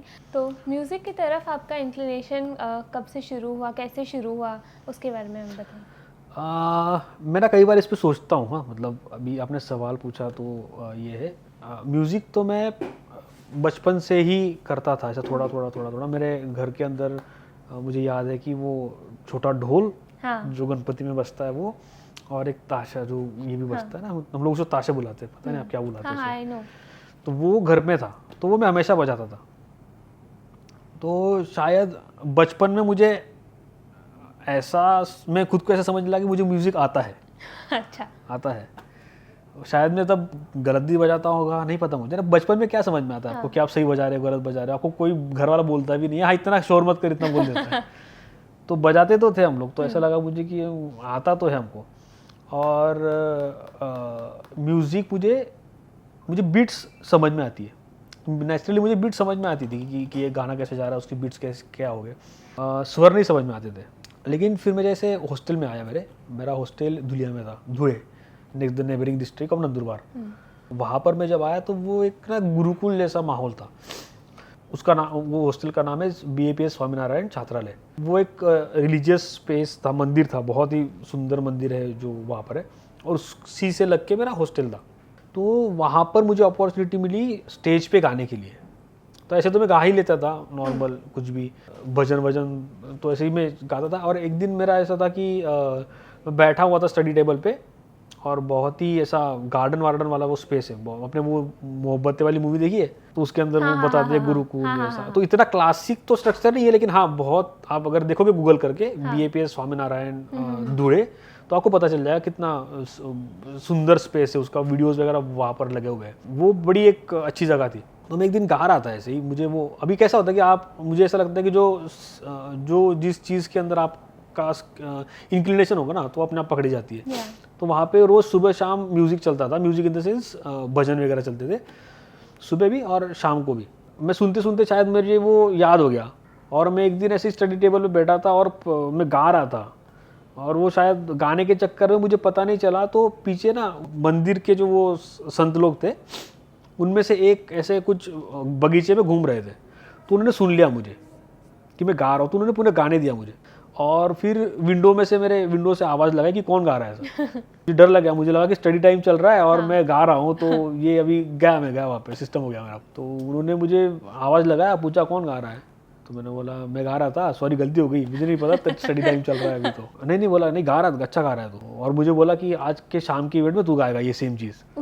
उसी दिन शाम को। तब तक मैंने कोई स्टेज इवेंट नहीं किया था। स्टेज पे जाके गाया नहीं था। डर गया, मैंने बोला यार ये तो साला फंस गया अपन लोग, है ना, लगा दिया अपने को काम पे। अभी ऐसे ही होता है ना, जैसे कि अभी तो मैं कैमरा से यूज टू हो गया बहुत ज़्यादा, लेकिन जो कैमरा से नहीं यूज टू होगा, आपको बोला कि कैमरे के सामने बात करना है, तो आप थोड़ा डर जाओगे। तो वैसे ही उन्होंने बोला कि आज तुझे गाना है, तो मैं बहाने बनाने लगा कि नहीं आज नहीं, कल नहीं परसों ऐसा ट्राई करते हैं, मेरे को थोड़ा सा प्रैक्टिस तो करना पड़ेगा, स्टेज पे कैसे गा दूँ। नहीं बोले चल आ जा। तो वो तो एक्सपीरियंस थे, क्योंकि उनको तो पता था कि इतने सालों से वो सब संभाल रहे हैं स्टूडेंट्स को। तो वहाँ पे ऐसा था कि बच्चों को एक्सपोजर देना है। मेरा हॉस्टल और कॉलेज दोनों अलग थे, हॉस्टल और कॉलेज दोनों अलग अलग थे, और हॉस्टल में मुझे बहुत ज़्यादा ऐसा एक्स्ट्रा करिकुलर एक्टिविटीज़ करने को मिलती थी। तो उन्होंने मुझे फर्स्ट टाइम स्टेज पे बुला के वो गाने के लिए बोला, मतलब बोला कि बैठ जा और चालू कर। तो अभी इतना तो देखो कैसा होता है, कई बार मैं बोला पहले भी अपने डिस्कशन में, गुरु आपको चाहिए। और मैं दो चीज़ों को साथ में लेके चलता हूँ। एक तो आपको गुरु चाहिए, और साथ में ना लक फैक्टर बहुत काम का है। तो ये दोनों अगर मिल जाते हैं, एक दो चीज़ें साथ में अगर मिल जाती है ना, कल परसों में ही मैं एक ये देख रहा था, किसी अभी याद नहीं आ रहा है, कि वो भी मुझे बड़ा अच्छा लगता है, और मैं खुद को भी उससे रिलेट कर पाता हूँ कि ना आपको अपॉर्चुनिटी मिलेगी, है ना। अपॉर्चुनिटी सबको मिलती है, लेकिन अपॉर्चुनिटी को पकड़ने के लिए आपको प्रिपेयर रहना पड़ता है। तो वो होता है ना कि सही टाइम सही चीज़ हिट कर गई, तो स्पार्क निकलता है बस। तो अभी वो मेरे इस पर नेचुरली हो गई। तो मुझे लगता है कमिंग बैक कि अपॉर्चुनिटी मुझे मिली, और क्योंकि मैं बोला कि गुरु का ये होता है, और कोई आपको वो लक फैक्टर भी होता है ना। तो क्योंकि मैं तैयार था उस चीज़ के लिए, शायद रॉ था, इतना भी ज़्यादा नहीं था, रॉ था, तो उन्होंने मुझे दे दिया अपॉर्चुनिटी कि चल आजा स्टेज पे, तू ये आज का शाम में तू जो कुछ इवेंट होगा 15-20-25 मिनट का, वो तू करेगा। मेरे हॉस्टल का एक रिचुअल था, सुबह 6:15 बजे आरती शुरू होती थी मॉर्निंग में, और वो एक हाफ एन आवर का पूरा ये था, मेडिटेशन और सारी चीज़ें, लोग भजन गाएंगे और पूजा वूजा होगी मंदिर में।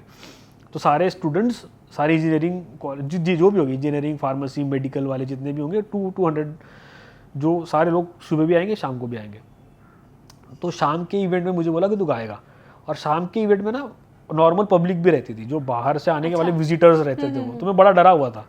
तो पहला वाला तो मेरा बहुत ऐसा पसीने में पूरा इवेंट खत्म हो गया कि मैं क्या गा रहा हूँ, मुझे कुछ सुनाई नहीं दे रहा है। कैसा होता है ना, पहली बार जब आप स्टेज में जाते हो ना, तो आप पूरे ब्लाइंड होते हो, पूरे कान बंद होते हैं। आपको सामने कौन बैठा है कुछ नहीं दिखाई देता है, आपको सिर्फ ये मैं डिलीवर कर रहा हूँ इतना ही होता है कि मैं कुछ तो बोले जा रहा हूँ, और आखिरी लाइन खत्म हो गई और मैं बिना रिएक्शन दिए चला जा रहा हूँ वहाँ से। तो ऐसा पूरा वो माहौल मुझे आज भी याद है कि मैं स्टेज पे बैठा, मैं बहुत डरा हुआ हूँ, मुझे पता नहीं आजू बाजू क्या है कैसे है, मुझे सिर्फ ये गाना है, गाने के बाद मुझे निकलना है यहाँ से। तो वैसा वो पहला एक्सपीरियंस मेरा था। लेकिन फिर बाद में 1 2 3 4 5 और मेरा एक फ्रेंड था, बड़ा पॉपुलर यूट्यूबर है वो मराठी में, उसका नाम है प्रकाश महाजन। ओके। तो बड़ा अच्छा कंटेंट बनाता है वो। लेकिन मैं उसको देखता था कि अरे ये स्टेज पे जा रहा है यार, ये गाता है, गा तो अपन भी सकते हैं, फिर अगर ये जा पा रहा है तो स्टेज पे अपन भी चलो जाएंगे इसके साथ ही। तो वैसे कंपनी करके फिर मैं नेक्स्ट टाइम जाता था और वहाँ से फिर वो गाने लगा, रोज का ही वो हो गया इस पार्ट, मेरा लाइफ का पार्ट ही हो गया कि रोज जाना है आपको स्टेज पे और गाना है, रोज जाना है स्टेज पे गाना है, रोज जाना है स्टेज पे गाना है।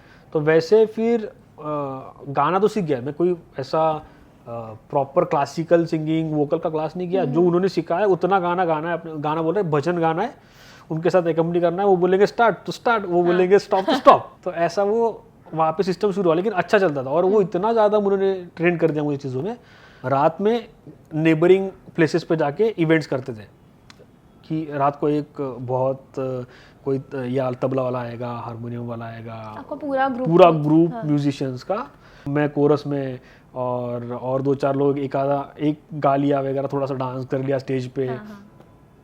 ऐसा हम लोग इवेंट्स करते थे। तो वहाँ से मुझे पता चला कि म्यूज़िक तो अपना है, करना है। लेकिन फिर भी वही, फिर मैं वहाँ पे गया और वहाँ पे मैंने एक इंस्ट्रूमेंट सीखा सबसे पहले। बड़ा मुझे ना बांसुरी सीखनी थी, तो लेकिन सिखाने वाला कोई नहीं था। वैसे ही बोला कि देखो मुंबई में रिसोर्सेज बहुत ज़्यादा है, वही प्रॉब्लम वहाँ पे था कि रिसोर्सेज नहीं मिले मुझे सही टाइम पे।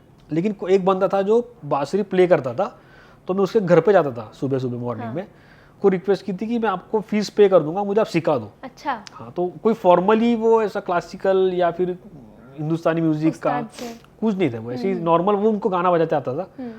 और मैंने रिक्वेस्ट किया उनको कि भाई मैं आऊँगा, किसी के पहचान से मैं गया उनके पास और आप मुझे सिखा देना। तो उन्होंने मुझे 1.5 पौने 2 साल सिखाया फ्लूट। लेकिन वो क्या सिखाते थे, सीधा एप्लीकेशन सिखाते थे मुझे गाना बजाना।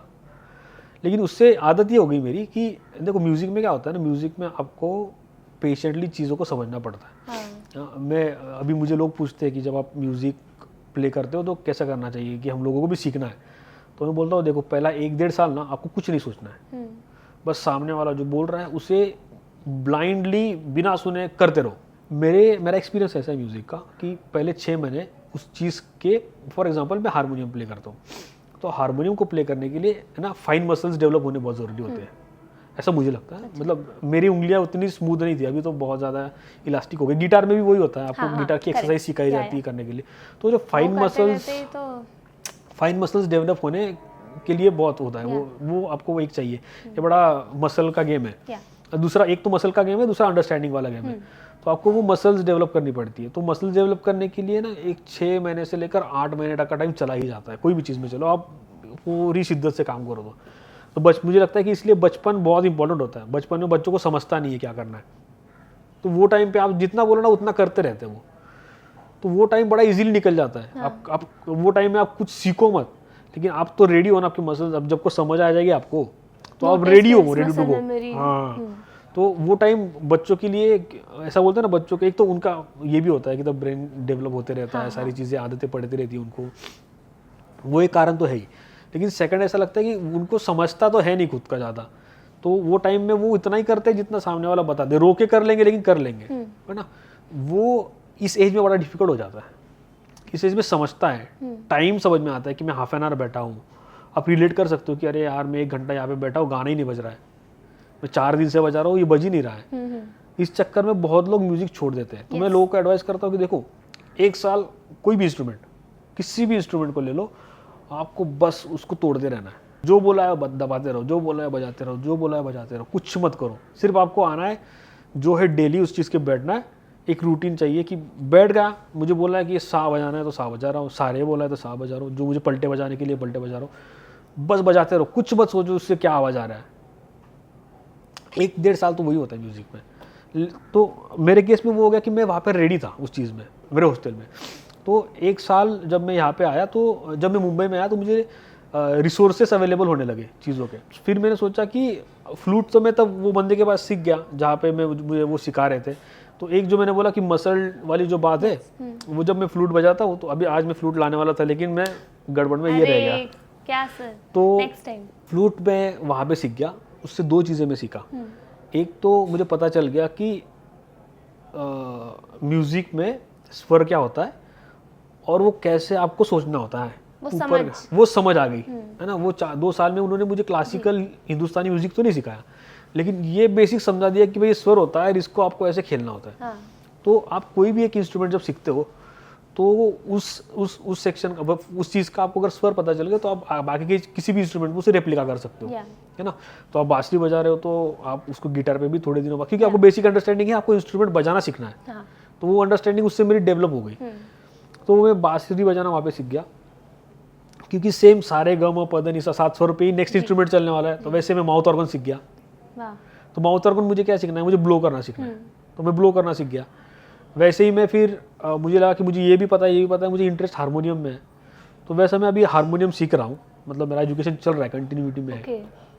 लेकिन क्योंकि मैं बोला कि मुझे बजाना तो आ जाता है, मेरा इंस्टाग्राम पेज है जहाँ पर मैं वीडियोस डालता हूँ। मैंने देखा इंस्टाग्राम, यूट्यूब चैनल, जब मैं आपके बारे में पढ़ रही थी तो वो यूट्यूब चैनल मेरे को दिखाई दिया। तो मैं काम करते करते जनरली म्यूज़िक सुनती, तो वो प्लेलिस्ट जो चालू हुई और वो ही चालू थी मेरी 2-3 घंटे, अभी वो एक के बाद चले ही जा रहा था। हाँ, तो मैं वहाँ पर शुरू किया। देखो मेरा ऐसा था कि आप ग्रेजुअली वहाँ पे ग्रो करते रहते हो। हाँ। तो मेरा पहला वीडियो में आज मैं दिखूंगा और मेरा फाइन ट्यून वाला जो इंस्टाग्राम का आज देखूंगा, उसमें ज़मीन आसमान का फ़र्क है।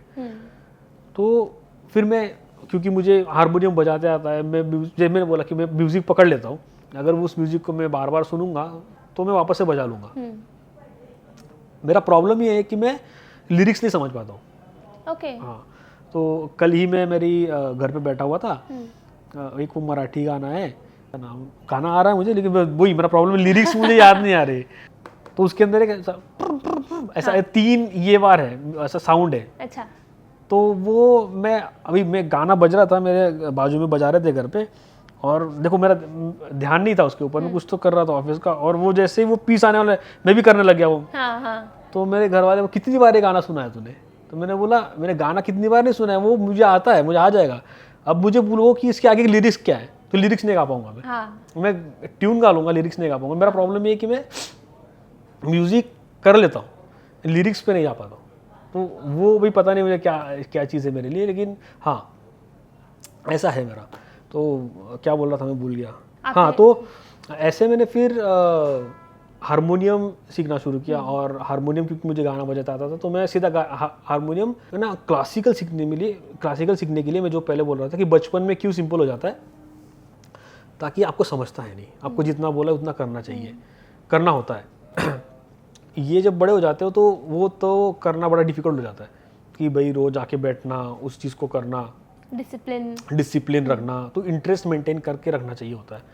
और मेरे दोस्त, एक दोस्त मेरा गिटार सीखने गया, और गिटार सीखने गया तो बोला कि मुझे गिटार सीखने का है।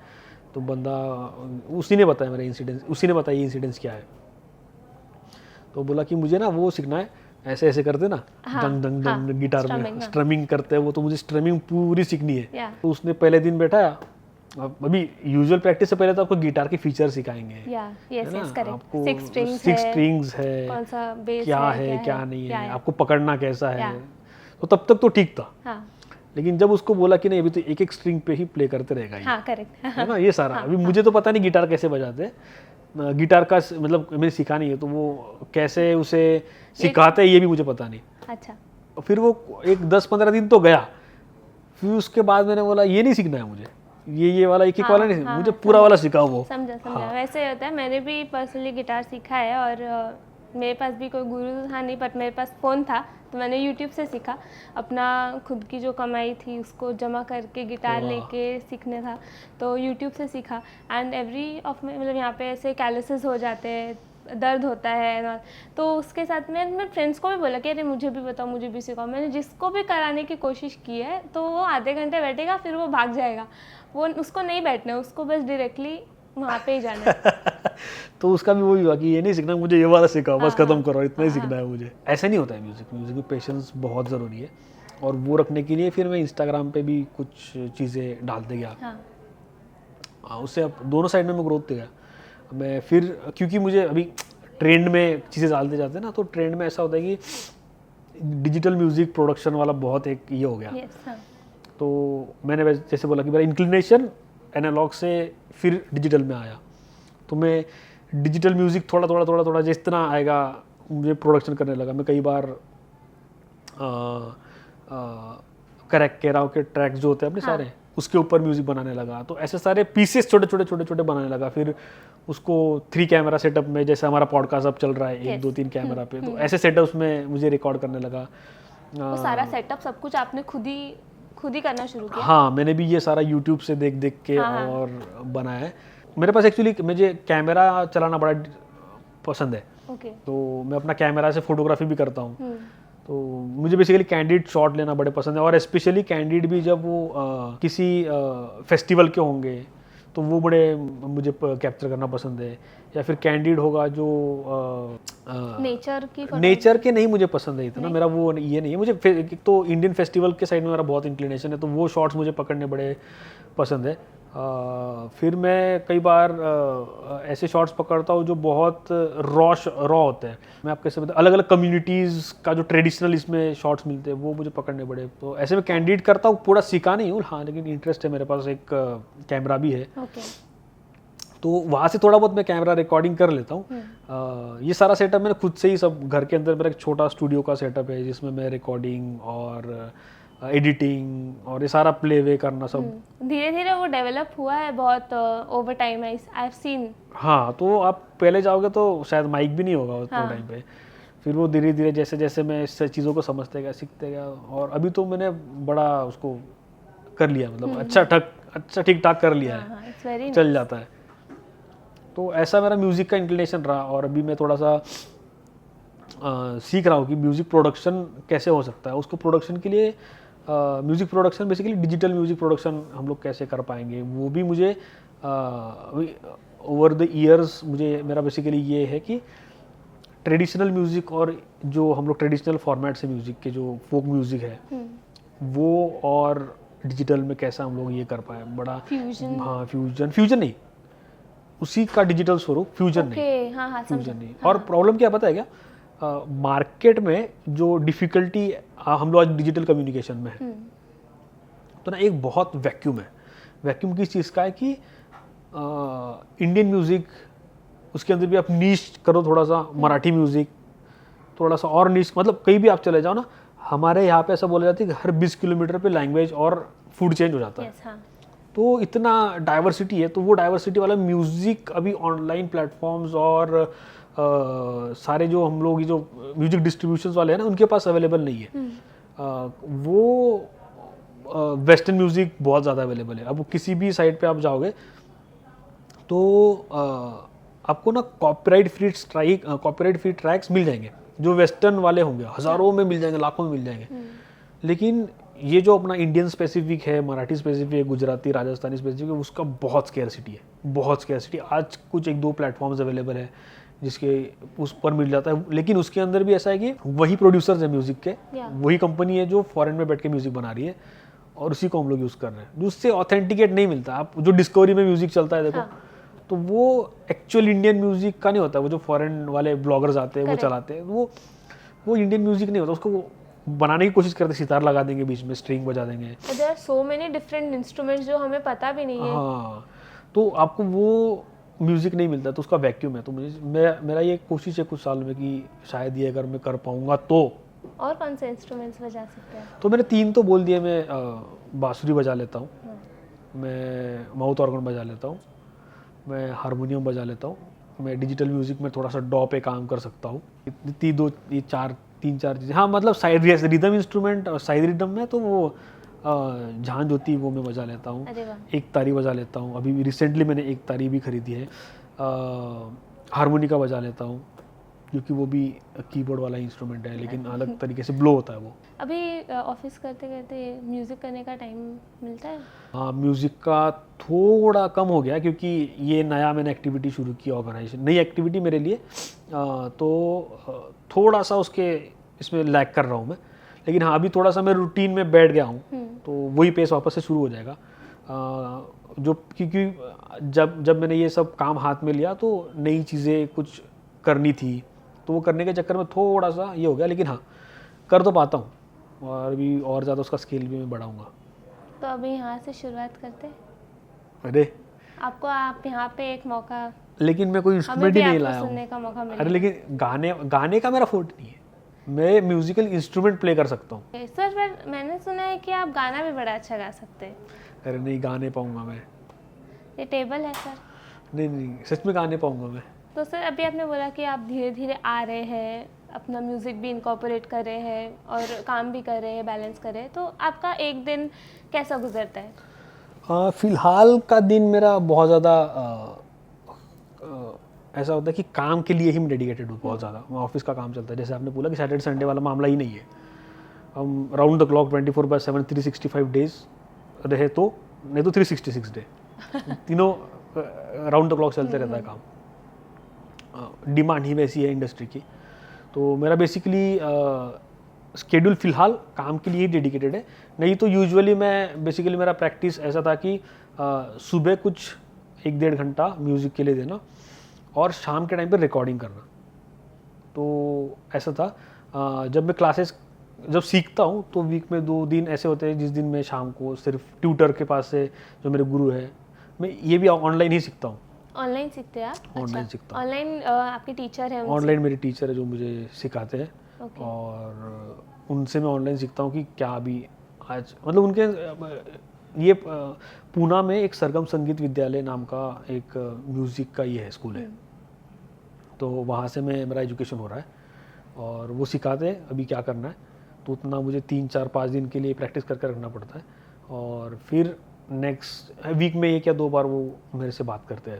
ऐसा मेरा रूटीन होता है जो फ़िलहाल टूट गया है, लेकिन हाँ उसी रूटीन पर मैं काम करता हूँ कि सुबह थोड़ा काम म्यूज़िक का, न्यूज़ साथ में, फिर बाद में अभी तो मेरा ऐसा है कि सुबह से लेकर फिर ऑफिस का काम शुरू हो जाता है तो लेट नाइट तक चलता है। तो रात में या तो यूजुअली रात के टाइम में रिकॉर्डिंग करना मैं प्रीफर करता हूँ। एकदम लेट नाइट? लेट नाइट नहीं, लेकिन हाँ शाम के टाइम को ही प्रीफर करता हूँ रिकॉर्डिंग अगर करना हो तो मुझे लगता है कि बहुत सेट टाइम होता है वो रिकॉर्डिंग के लिए। माहौल भी सेट होता है और वो सारा जो बोलते हैं ना सब वार्म अप सब रेडी रहता है, हाथ पैर अच्छे से चलते रहते हैं। तो शाम के टाइम का रिकॉर्डिंग में प्रीफर करता हूँ। मोस्टली शाम को ही रिकॉर्डिंग होता है मेरा। तो ऐसा मेरा बेसिकली सुबह थोड़ा सा प्रैक्टिस, फिर थोड़ा जो पढ़ना है वो, और आजकल मैं थोड़ा पॉडकास्ट वगैरह भी सुन लेता हूँ। लेकिन हाँ अभी के लिए फ़िलहाल मेरा ऐसा है कि क्योंकि जो प्रोफाइल में मैं काम कर रहा हूँ और जिससे मैं बोल रहा हूँ कि डिजिटल कम्युनिकेशन 24/7 ऑन रहता है, तो थोड़ा ध्यान मेरा सुबह से लेकर, सुबह मॉर्निंग में काम से शुरू होता है और दिन भर हमारा काम चलता है और रात को भी काम चलता है। मैं काम अभी अपने फ्लूइडस्केप्स में जो काम कर रहा हूँ मैं वो जॉब के तरह नहीं ले रहा हूँ। मुझे बड़ा वो लंबा करियर दिखता है कि ब्रांड कम्युनिकेशन, डिजिटल कम्युनिकेशन बहुत डिमांडिंग है, बहुत मैं क्या बोलूँ उसको, बहुत स्कोप है अभी भी, बहुत स्कोप है, ग्रो हो रहा है, इवॉल्व हो रहा है मार्केट। तो आप जितना इसके अंदर करोगे उतना ज़्यादा आपको और सीखने को मिलेगा और ज़्यादा अपॉर्चुनिटीज़ तो फिर खुलती है। ऐसा मज़ा आ रहा है अभी फिर जहाँ पे जो रोल में होगी। हाँ, एक तो ये 2 ही चीज़ हो सकती है इसमें, एक तो मज़ा आएगा, नहीं तो आप कोलैप्स हो जाओगे, है ना। तो जब मज़ा नहीं आ रहा है तो हाँ मतलब मैं हूँ या तो इसलिए मज़ा हूँ, इसीलिए मज़ा आ रहा है। अगर फिर मैं मैं बेसिकली ऐसा बोल रहा हूँ कि मैं रहता नहीं तो मतलब समझ लेना कि नहीं, मज़ा नहीं आ रहा है यहाँ पे। तो बहुत लोगों को जैसे डिजिटल में 2 चीज़ें होती है। एक आपको होता है कि बहुत क्विक डिलीवरी वाली चीज़ें होती है, जिससे डिजिटल कम्युनिकेशन में आप ऐसे सेक्टर में काम करो जहाँ पे न्यूज़ दे रहे हो, जहाँ पे आप इंफॉर्मेशन भेज रहे हो जो टाइम सेंसिटिव है, तो उसमें बहुत हड़बड़ाहट रहती है, आपको एक्टिव रहना पड़ता है। जैसे आप देख रहे हो कि मैं बार बार मोबाइल के पास देख रहा हूँ, तो मुझे ऐसा लग रहा है, मतलब अभी पॉडकास्ट जब रिकॉर्ड कर रहे हैं कुछ टाइम हो गया, तो कोई ना कोई कम्युनिकेट करता है, कुछ इमरजेंसी सिचुएशन आ जाती है तो आपको अलर्ट रहना पड़ता है। तो मेरे टीम मेंबर में से हर टीम मेंबर हमेशा अलर्ट होता है। अभी मैं पहले एनालॉग घड़ी पहनता था, है ना, मेरी घड़ी भी डिजिटल हुई। द रीज़न इज़ कि मैं अगर मोबाइल पॉकेट में रख रहा हूँ और कुछ मुझे अलर्ट आया, मुझे उस चीज़ का अप्रूवल देना है, उस चीज़ पे कुछ डिसीजन लेना है, तो फ्रैक्शन ऑफ मिनट्स होते हैं मेरे पास, तो वो मुझे घड़ी में देखना पड़ा। अच्छा ये जो चीज़ है ये मेरे ध्यान देने लायक है, तो मुझे घड़ी में ध्यान देना है, तो इसलिए मैं भी ये डिजिटल पे आया। तो जो भी अपडेट्स मेरे मोबाइल पे आते हैं वो घड़ी में आते हैं। मैं घड़ी में अगर क्योंकि हज़ारों चीज़ का अपडेट्स आते रहते हैं, टीम मेंबर्स काम कर रहे हैं और सारे टीम मेंबर्स एक्टिव है, तो मुझे वो घड़ी में दिख जाता है कि अच्छा ये चीज़ है जिसके ऊपर मुझे ध्यान देना है, सेंसिटिव है, उसके ऊपर फ्लैग किया गया है, क्लाइंट की इमरजेंसी है, तो मैं कूद जाता हूँ, जबकि मेरा मोबाइल पॉकेट में रहेगा था। तो इसी चीज़ की वजह से मज़ा भी आ रहा है, क्योंकि नई नई चीज़ें आती है।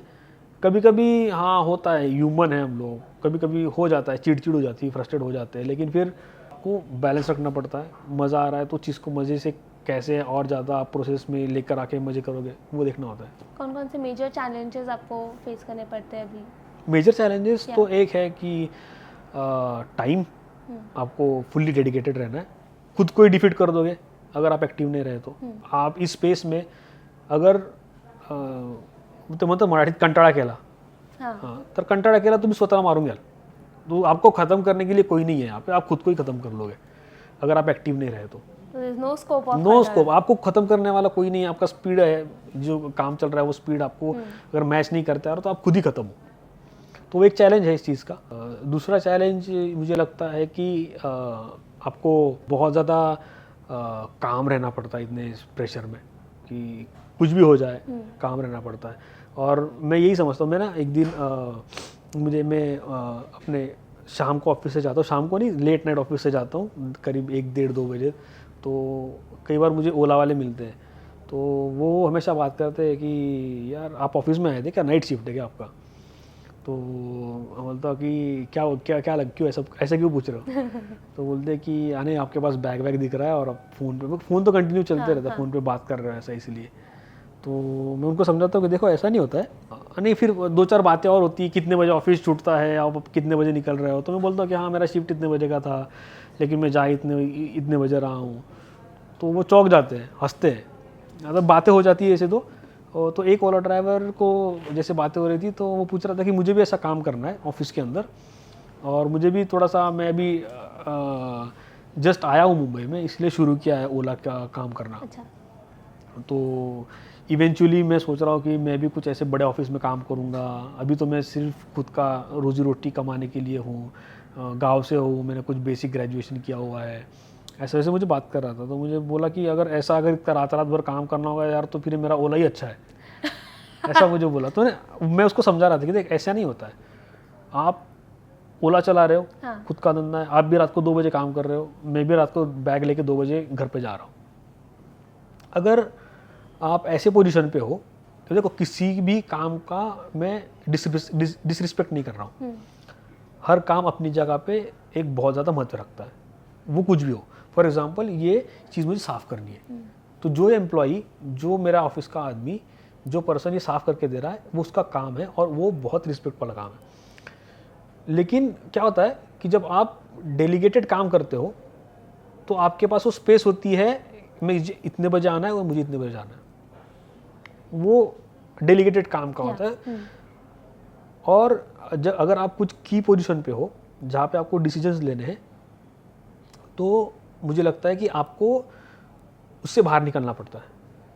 मैं ये चीज़ उसे संभाल रहा था, देख भाई ऐसा होता है कि तू जब डेलीगेटेड काम कर रहा है, अभी कुछ और एग्जांपल से मैं समझा रहा था, तो आप जा सकते हो, आपको कोई नहीं रखेगा, आप आ जाओ 12 बजे, आपका 6 बजे का तक का काम है, आप निकल जाओ, आपको कोई नहीं रोकेगा।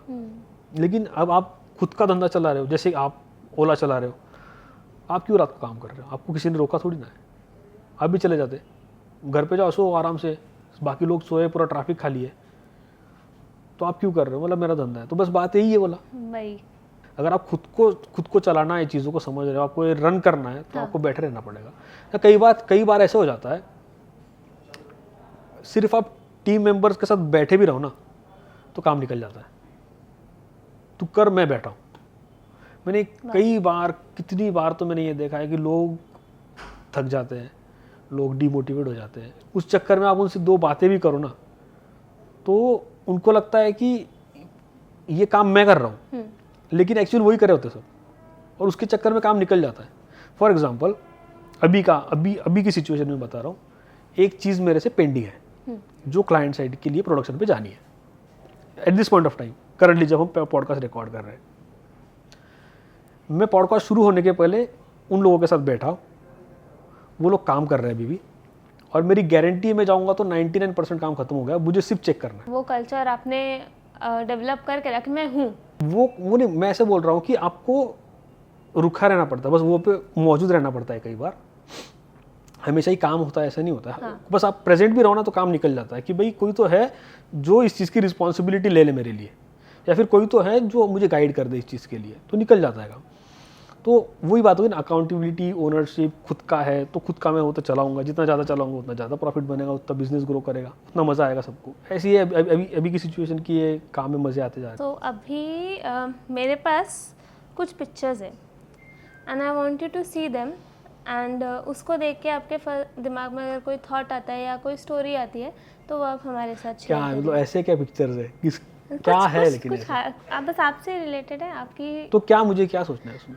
आपको वो कोई लाइन तो picture दे दो। देख के- नहीं वो वो आपकी लाइन अपने अंदर से आ जाएगी, आपकी लाइफ से रिलेटेड आपके ही पिक्चर्स हैं, अच्छा मेरे ही पिक्चर्स है? आपके हैं, आपसे रिलेटेड है, तो वो देख के आपके दिमाग में पहला थॉट क्या आता है या कोई कहानी आती है तो वो आप हमारे साथ। ओ अच्छा, ये जो है ये मेरे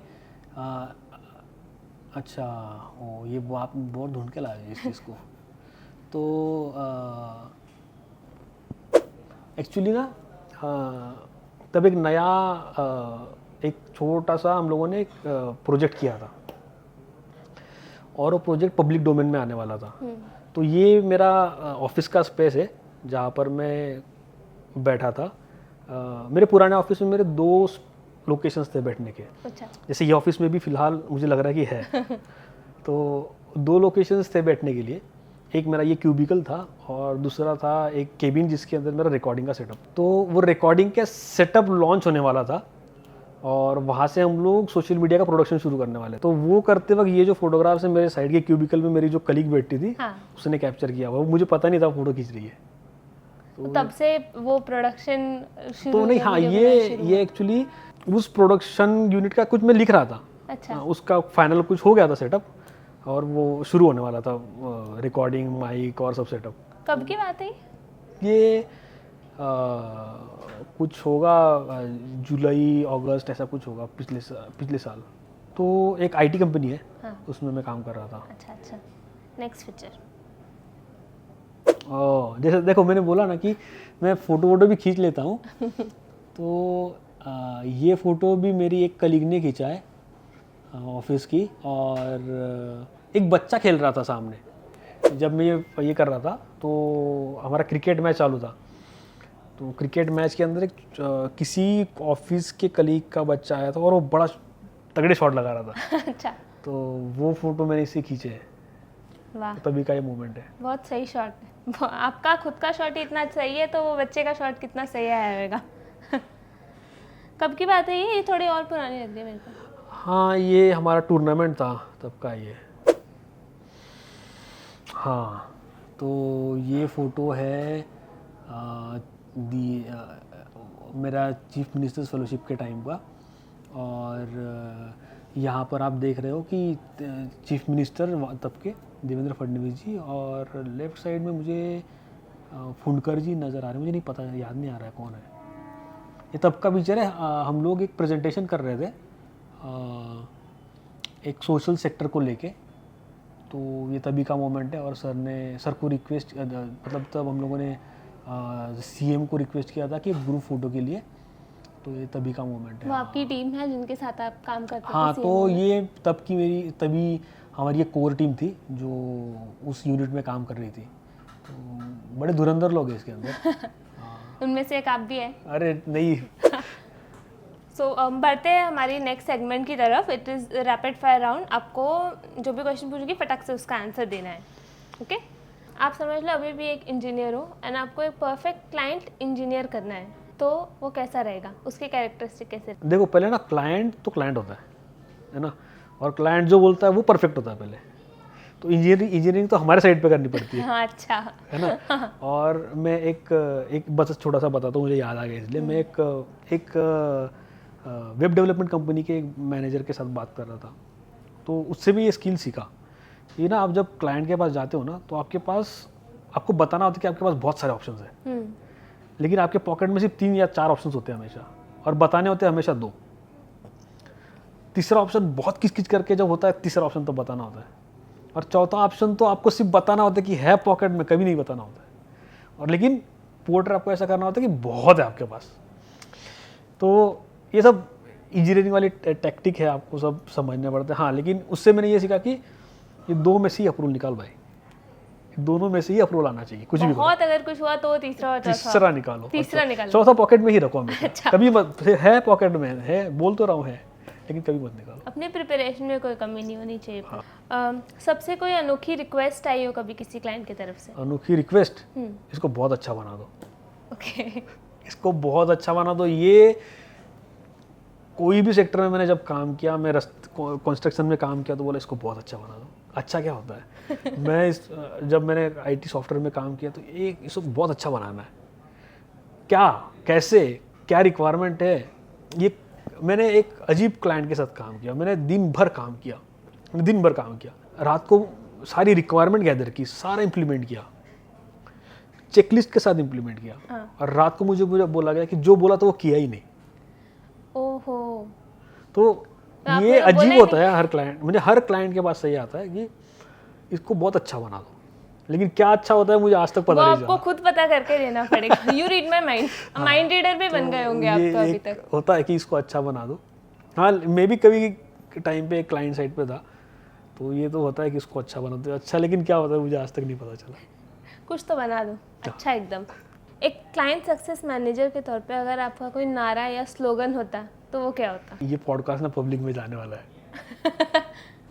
आप 2-3 वेरिएशन बता नहीं, दो। 2-4 शब्द मैं आपको जादुई शब्द बता देता हूँ, म्यूट कर देना। एक होता है सॉरी। ये एक बहुत तगड़ा शब्द है जिसको आप यूज़ कर सकते हो। जेन्युइनली सॉरी बोल दो अगर आपको समझ में नहीं आ रहा है तो। कोशिश करो चीज़ों को कम से कम शब्दों में समझने की, है ना। सॉरी तो मैंने बोल दिया कि आपको हर चीज़ तो नहीं आती होगी, तो पहले तो आपको एक्सेप्ट कर लेना है चीज़ों को कि भाई एक्सेप्ट कर लो कि ये चीज़ है, तो सॉरी बोल दो और सामने वाले को रिक्वेस्ट कर दो कि बता दो भाई क्या है।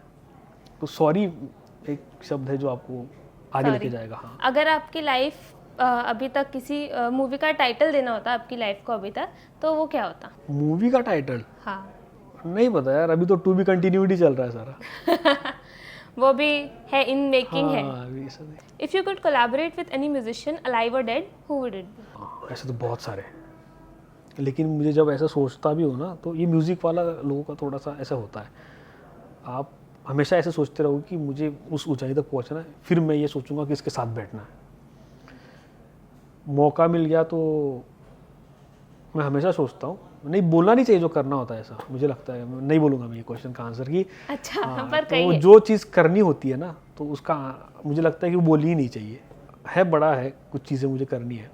अभी आपके फेवरेट आर्टिस्ट कौन है? मेरे फेवरेट आर्टिस्ट अलग अलग हैं। हिंदी से में अलग है, मराठी में अलग है, क्लासिकल में अलग है।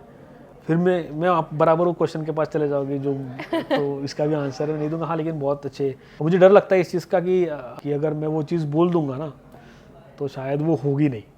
तो नहीं, आप जो चाहेंगे वो होगा ही। तो आप मैं, हाँ, शायद ये मेरा क्या बोलते हो, क्या बोलते त्याला, हाँ, सुपरस्टिशन वाली फीलिंग है कि अगर मुझे जो करना है मैं वो बोल दूंगा तो वो शायद होना डिफिकल्ट हो जाए। आप करके ही दिखाने में बिलीव करते हैं, सीधा सीधा एकदम बाउंड्री पर छक्का ही मारना है। नंदुबार में बचपन की कोई फॉन्ड मेमोरी आप शेयर कर सकते हैं हमारे साथ? हाँ, एक फॉन्ड मेमोरी। तो हम सारे बच्चे बचपन में रात को लोड शेडिंग का चलता था वहाँ पे, 3 घंटा लोड शेडिंग, बस रात को खेलने वाली चीज़, वो मुझे बड़ी ये हमेशा याद आती है कि वो मेमोरी। सारे दोस्त, लड़के लड़कियाँ सब मिल गए, लोड शेडिंग हो रहा है रात को 3-3 4-4 घंटा। वो टाइम पे बस कुछ नहीं रहता था, पढ़ाई करने का तो सवाल ही नहीं आता था, तो वो टाइम पे बस खेलना ही एक काम था, तो वो मुझे बड़ा याद आता है। वो फॉन्ड मेमोरी है।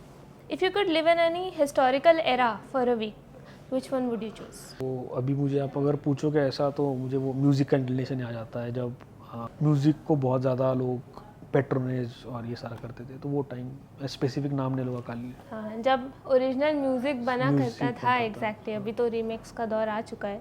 इन दोनों में से आप क्या चूज़ करेंगे? पूरी ज़िंदगी गाने में बात करना या नाचते हुए चलना? नाचते हुए चलना, डांस पर, हाँ गाने में बात करना। हमारे लिए तो गाया नहीं आपने। Would you rather have a rewind button or a pause button for your life? Rewind.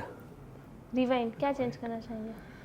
5-6 साल पहले जब मैं हॉस्टल में था, मुझे वो नेक्स्ट क्वेश्चन भी सेम ही है, आप कहाँ जाते? If you could instantly teleport, कहीं टेलीपोर्ट हो सकते अभी इस मोमेंट में, तो कहाँ होते?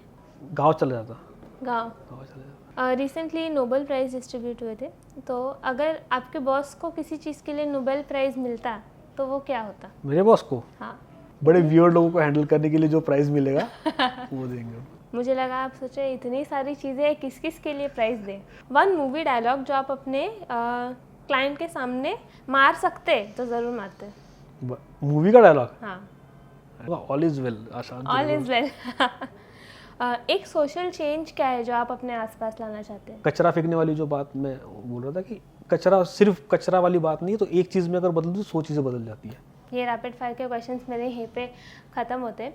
आपसे बात करने के बाद हमने, मे भी हमारे व्यूअर्स ने भी ये जाना होगा कि एक बॉक्स में रह के लाइफ को जीना हम एक ऑप्शन नहीं है। हम जितनी भी सारी चीज़ें हैं, बहुत सारी चीज़ें, उनको एक्सप्लोर कर सकते हैं और विल पावर और जो इच्छा शक्ति है उसके बेसिस पे हम, जैसे आप नंदुरबार से मुंबई तक आए और यहाँ पे फ्लूइडस्केप्स में अभी हमारे साथ है, तो वो विल पावर के ऊपर कोई भी चीज़ को अचीव कर सकता है एंड अपने पैशन और अपना जो प्रोफेशन है वो सबको एक साथ परस्यू कर सकता है। बिल्कुल कर सकता है, और फ्लूइड्स के वो अपॉर्चुनिटी मुझे दे रहा है कि मैं अलग अलग चीज़ें कर सकूं। Thank you so much sir, हमको आज ज्वाइन करने के लिए बहुत मज़ा आया आपके साथ बात करके। होपफुली हम वापस एक बार ऐसे गैदर होके चिट चैट करते रहेंगे। होपफुली हमारे दर्शकों को भी मुझे भी मज़ा आया बात करके, और जिस प्लेटफॉर्म पर आप इसे देख रहे हो तो ज़रूर इस प्लेटफॉर्म को फॉलो करना।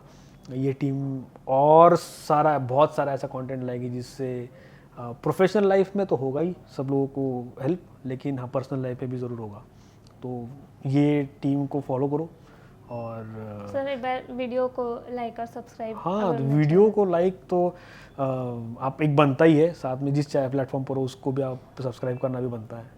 तो जैसा अभी सर ने कहा, मैं चाहूँगी अगर आपको हमारा वीडियो अच्छा लगा, अगर इससे आपको कोई भी इंसाइट्स मिले हो तो प्लीज़ हमारे वीडियो को लाइक करें, इस पर कमेंट्स करें और फ्लूइड्स्केप्स के चैनल को सब्सक्राइब करें।